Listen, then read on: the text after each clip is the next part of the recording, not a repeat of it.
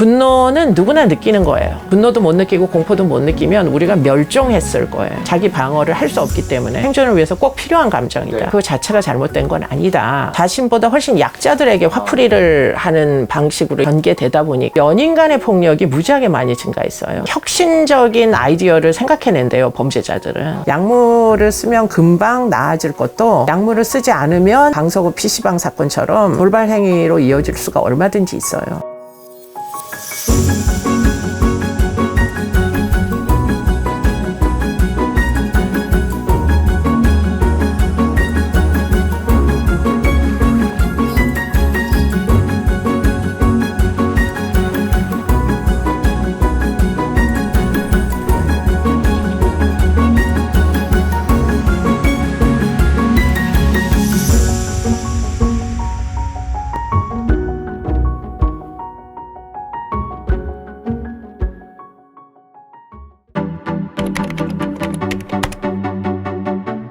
유기체가 생존을 하는 데 있어서 크게 두 가지 정서가 가장 기본적으로 중요한데, 하나는 공포이고 다른 하나는 분노라고 해요. 뇌의 위에 있는 부분 아래쪽에 변연계라고, 바깥 세상으로부터 오는 정보를 제일 빨리 정서적으로 처리하는 그 지점이 있고, 상대방이 나보다 강자이면은 공포심을 느끼고, 만약에 약자이다 하면 나에게 불쾌한 어떤 감정을 유발했으니까 공격을 하게 되는 거죠. 공포와 분노는 같은 얼굴을 가진 어떤 메커니즘을 지녔을 거다. 분노는 누구나 느끼는 거예요. 분노도 못 느끼고 공포도 못 느끼면 우리가 멸종했을 거예요. 자기 방어를 할 수 없기 때문에 생존을 위해서 꼭 필요한 감정이다. 네. 그 자체가 잘못된 건 아니다.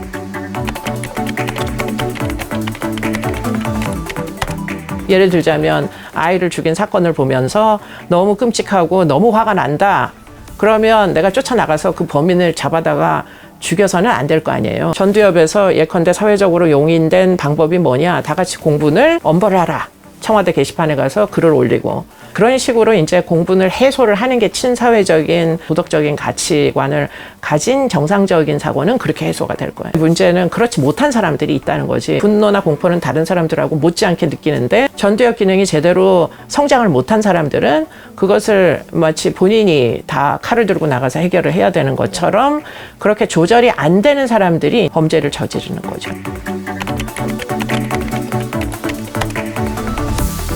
비대면 사회가 되면서 바깥의 활동이 현저히 줄어들게 되고, 많은 사람들이 가정 내에서 주로 시간을 보내게 생활 패턴이 변하다 보니까 분노를 많이 느끼는데, 문제는 분노를 느끼는 대상군에게 분노를 표출하는 게 아니고 자신보다 훨씬 약자들에게 화풀이를 하는 방식으로 전개되다 보니까 작년도부터 금년도까지 가장 많이 증가 추세인 것은 사실은 아동학대 치사 사건이었어요. 7, 8년 전에는 한 자릿수였거든요. 그래서 1년에 학대를 당해서 맞아 죽는 아이들이 10명이 채 안 됐는데 금년도에는 아마 50명을 돌파할 겁니다. 또 한 가지 최근에 많이 문제가 되는 건 연인 간의 폭력이 무지하게 많이 증가했어요. 뉴스 보면 실신한 애인을 더 폭행하고 막 이런 장면들, 그리고는 뭐 뇌사 상태에 빠진 여성들, 이런 사건들이 최근에 많이 발생했잖아요. 정말 철저하게 약자 폭력으로 진행이 되고 있다. 피해자 입장에서는 진짜 처참하기 짝이 없다, 이렇게 볼 수밖에 없는 거죠.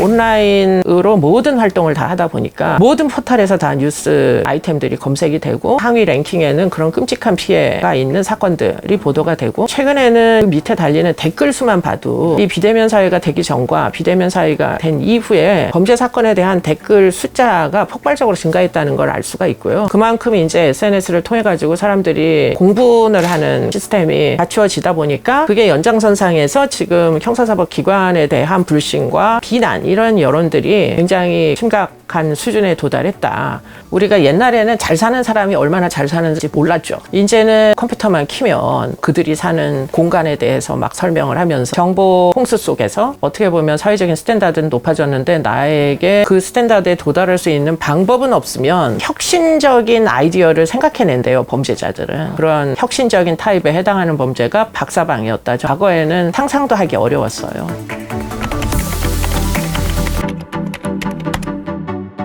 분노 사회가 맞긴 맞는데 이것이 해소될 수 있는 통로가 아직까지 적정하게 마련이 된 건 아니다. 한 가지 방안은 그래도 친사회적인 활동을 해서 나의 분노를 어떻게든 좀 공분화시키고 그 분노의 에너지를 좀 더 긍정적이고 친사회적인 방식으로 해소하려는 노력을 하는 것도 한 가지 대안일 거다. 그게 아마도 지금 무슨 사건만 일어나면 밑에 댓글을 달고 청와대 게시판에 호소하고 이런 액티비티하고 매우 밀접히 연관성이 있을 거다. 이미 현명한 사람들은 그런 방식으로 일상생활에서의 스트레스를 지금 분출을 시키고 있는 거고요. 좀 더 개인적인 방식으로 해결을 하려면 일단 분노는 생물학적인 반응을 유발해요. 심리치료나 호흡법 같은 게 효력이 있다. 교감신경계와 부교감신경계로 분노를 경험하는데 호흡을 하게 되면 결국은 이 부교감신경계의 활동을 좀 더 자극해서 교감신경계의 흥분을 줄일 수 있는 방안이 있거든요. 생활 환경을 바꿔주는 것도 도움이 많이 되죠. 책상 앞에 앉아서 컴퓨터만 들여다보는 상황에서 일어나서 걸으면서 교정을 한 바퀴 돈다거나 이런 것도 이완하는데 훨씬 더 도움이 되고요. 지금 코로나 시대이다 보니까 보건복지부에서 이미 작년도부터 심리상담을 하는 사람들에게 비대면 상담 서비스를 제공하기 시작했어요. 증세가 심각하다 이런 판정을 받으시면 정신과를 꼭 가셔야 되는 거죠. 약물을 쓰면 금방 나아질 것도 약물을 쓰지 않으면 방석우 PC방 사건처럼 돌발 행위로 이어질 수가 얼마든지 있어요.